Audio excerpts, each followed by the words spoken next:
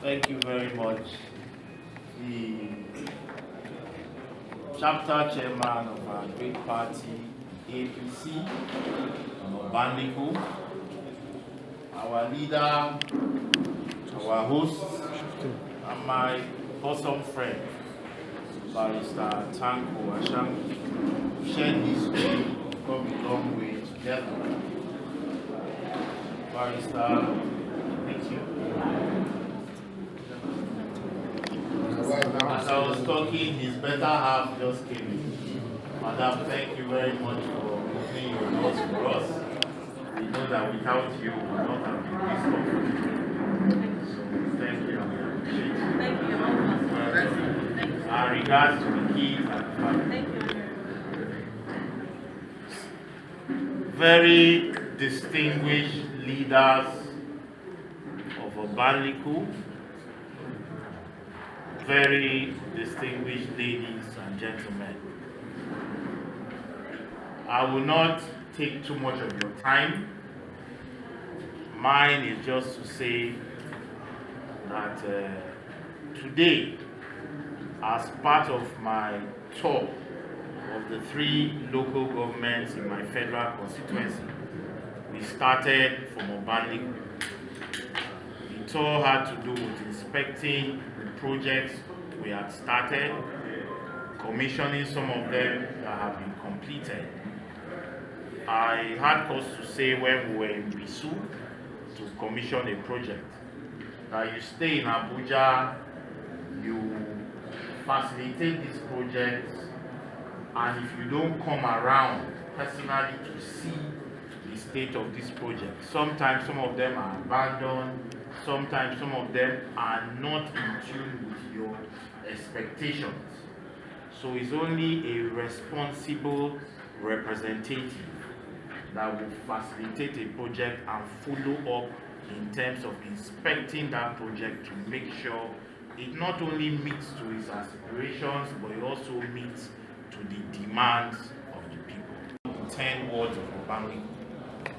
And in every ward we went to, we asked the people to tell us what kind of projects we can attract, we can facilitate, that will at least cushion the effects on them.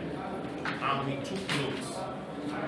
Some wards we went to, they told us they wanted water, some wards they said they wanted school blocks, and so on.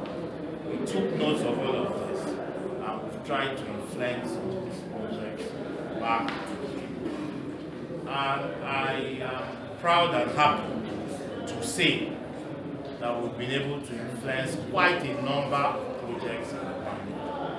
You will recall that the last time we came here, we commissioned a number of projects.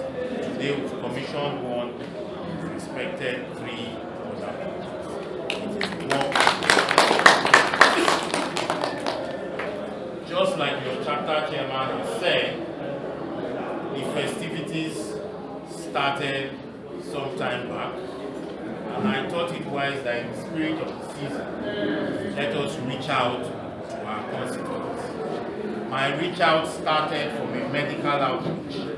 That medical outreach unfortunately has not reached Obanliku, but it will reach Obanliku early in January, because everybody had to shut down for the holidays just before the Christmas. They started from Bekwarra, they got to Obudu, and they got to Christmas time, so they had to excuse themselves and appeal to me to allow them take a break and commence from the 4th or 5th of January, which we gave them permission. So from the 5th of January, they will be in the 10 wards of Obanliku, checking people and treating people that have one ailment or the other.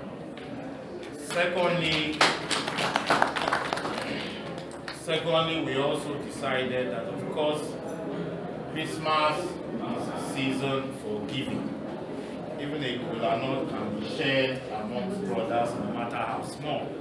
So the little we had, we were able to commission the chapter chairman and the delegation that went across the 10 wards of Obanliku, sharing the little we had, from cows to rice to some money, just to cushion chicken as well, to cushion first seasons and make sure everybody felt that merry-making feeling of the season. And today, said not only come to Obanliku, but we also talk to the leaders and the stakeholders of Obanliku. In talking to you, I want to thank you for the support that you have always given me. I want to thank you for the love I have enjoyed from the people of Obanliku, despite all the odds. And I want to assure you, I recall some weeks back, a delegation from Obanliku visited me in my residence in Bekwarra. And I told them, I said, you have no cause to be worried. The Obanliku people, the average Obanliku man, has no cause to be worried about Legor Idagbo. See me as your brother, see me as your own, see me as your friend. When you're thinking of Obanliku, see me as someone that joins you in that thought of taking Obanliku. I gave some examples. I said, today, I have 5 appointees as a member of the House of Representatives. 5, representing 3 local governments.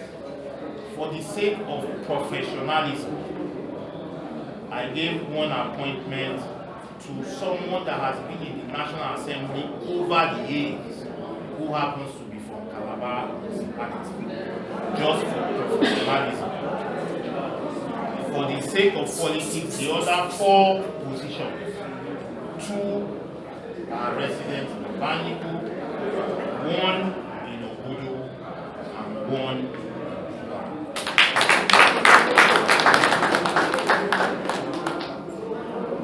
The Speaker of the House of Representatives, the Right Honorable Femi Bajabiamila, happens to be close to me. And when he was forming his own cabinet in terms of appointments, he reached out to me and said, send me a name that I will appoint as my senior legislative aide. The same way ACO, and in the 2 names I sent to Obanliku, my chief of staff, in terms of the way you understand it, but in National Assembly is called senior legislative aide. That is the highest staff in your office. It's Godiako, who comes from Obanliku. The Speaker met with me and said, give me a name, and that name I will make my SLA, which is his own chief of staff. He has the office of chief of staff, but he has the office of senior legislative aide. And he says I should give him that name for senior legislative aide. I recall my Bekwarra brothers led delegations that I should think Bekwarra calm down. And I thought of Obanliku and gave that position to Obanliku. Yes. Even when we had cause to change that person, I still retain the person that replaced me. And when I spoke to the delegation that came to me, I said, I mean well for the people. If you count the projects that are in Obanliku today, they are more than the projects that have been friends of Obudu, and I dare say Bekwarra. That is because of the love I have for the people of Obanliku. The people of Obanliku gave me what I call the biblical widow's mite in terms of the votes. Because at every point in time when I aspired, in our sons of Obanliku aspiring alongside myself, Obanliku came out en masse and voted for me, despite the fact that they had their own sons in the same race. So that kind of love they have shown to me, it deserves me reciprocating that love. That is the reason I do the things I do for the Obanliku. I want to assure you that you have no cause to worry. I, Legor Idagbo, I have never been a desperate politician. I took time to explain my trajectory politically. I have never come out that I must aspire for an office. When the governor was addressing stakeholders in Nigeria some time ago, he made reference to the fact that Honorable Legor sitting here was the only person out of all the National Assembly members that called me and asked me for my permission to purchase a form to return for a second term. And I remember that day vividly. I woke up from my bed, I was hearing rumors, I got text messages that the governor was projecting Mr. A, Mr. B to take over for me. And I tapped my wife, I said, let us pray. I told my wife I was going to call the governor, and if he wanted someone else to take over for me, I would drop out of the race and support that person. My wife said, my husband, I'm not sure it's a good idea. I said, don't worry. My politics has always been guided and directed by God. And that is the message God has given me. And my wife and I prayed that morning. I called the governor like twice, he didn't take my call. I sent him a long message. 5 minutes after I read that message, he called me. And I took the call on speaker because my wife was on my side. And I said, Your Excellency, I would naturally like to go and buy a form to contest for a second term. But being that I am from your federal constituency, I would not want to do that without your express permission. You know me. We have come a long way. I have never been a desperate person. Peradventure, you have anybody you are interested in, just tell me, and I will back out of the race and support that person. And the governor told me, on speaker with my wife, that Legor, I will not only support you, but I will fund your election to show you that you are my own and I will be fully behind you. As we drop this phone, call MC. And as soon as I spoke to him and I thanked him, I called MC. MC brought 10 million naira to my house. The governor is alive today and confirmed his stories. That is the money. I kept my own money quietly and used that one to buy the form. So that the call was a blessing. Guys. So the reason I tell you these stories is so you know that I am not this. I believe in power doing something divine. If it's the will of God that so and so person should take position, that person will take it, no matter what we all do.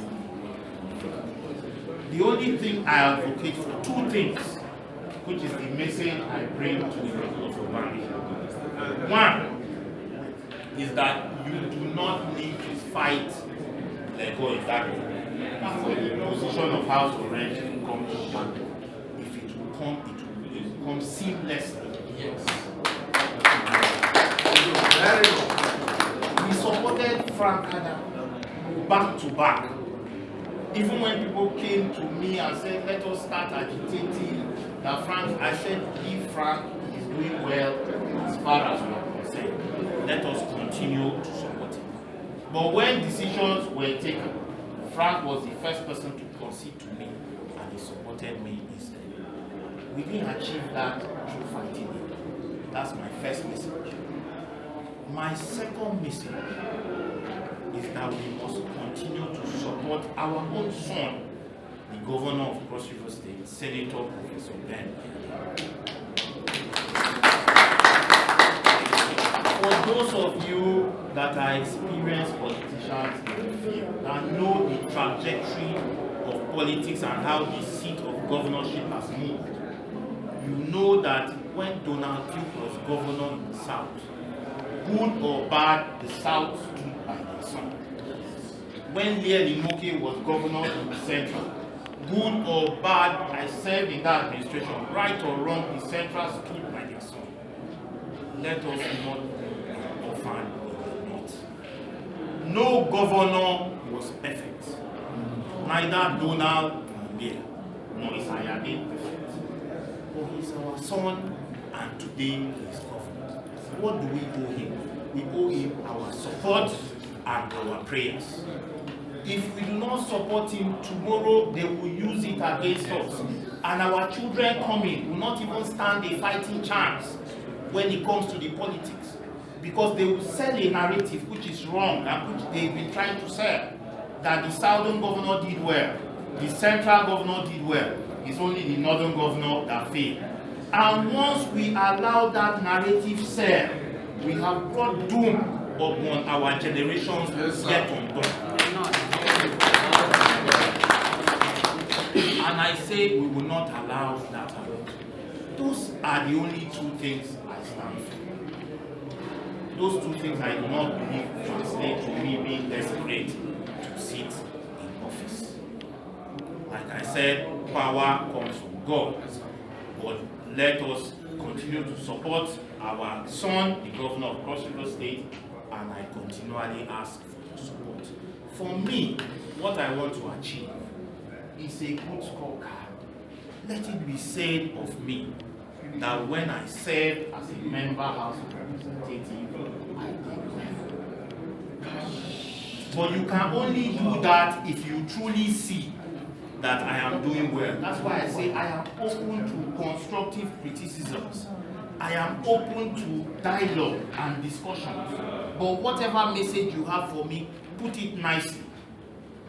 If you come and abuse me, even if you're telling the truth, I will challenge you. Yes. But if you come as a gentleman and say, MP, you have tried here, but I think that you should look into A, B, C, D. There is no way I will not listen to you. And I always tell people, even my Bekwarra brothers will bear me this, I always tell them that I like people that speak for others. Now we sit down here as a caucus of Obanliku leaders. About 99% of the Obanliku people are not here. If we do not have that habit of talking for others, we will be shutting out the entire populace of Obanliku. So I always appeal to people that when you come to me, you have access to me. But make a case for people that don't have that kind of access. So that if we're able to reach out to them courtesy of your intervention, it makes me feel that you're a true leader and you mean well for your people. That is what I stand for. So I don't want to take too much of your time. The day is far spent. Like I said, we came here to inspect and commission projects and to interact and talk with you. I want to thank you for the support you've been giving me. I want to thank you for standing by me and standing by our son, the digital governor of Cross River State, Senator Professor Ben Aide, and I want to enjoin you to continue in that spirit. 2 days from now, I'll be doing an empowerment. In that empowerment, I've set up a committee chaired by your son in Obanliku, Barrister Payosawa. So I've told Barrister Payosawa that the committee's decision is not final. It will be subject to my reviewing and looking at it.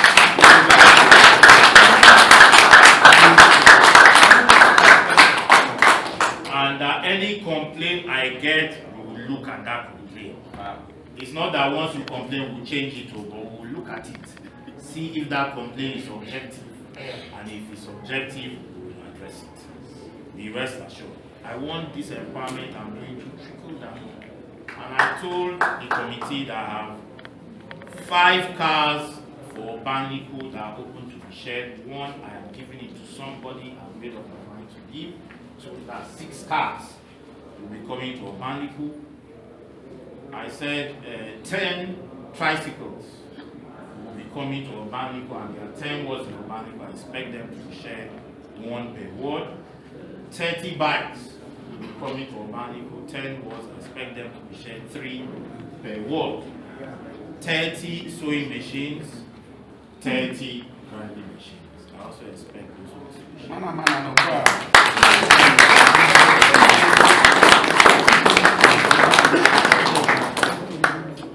Please try and consult widely. Get inputs from your leaders. Look at people that you can touch and they will say, wow, so I can also benefit politically after all my support and struggle. Those are the kind of people I want us to touch. I also told the committee that on Wednesday, when I'm sharing the items, I will not be sharing it to beneficiaries. I will be sharing it to only the committee. You will carry the items and go and keep them until we reconcile all issues. And then I will give you the go-ahead to share. So basically, that's my message for the good people of Obanliku. Like I said earlier, we try to reach out word by word to Obanliku for Christmas. I also do appreciate there are some stakeholders that of course we don't expect to go and take part in the little largest for the various works. So on that note, that I will give a token sum of 500,000 for this purpose. Once again, Merry Christmas.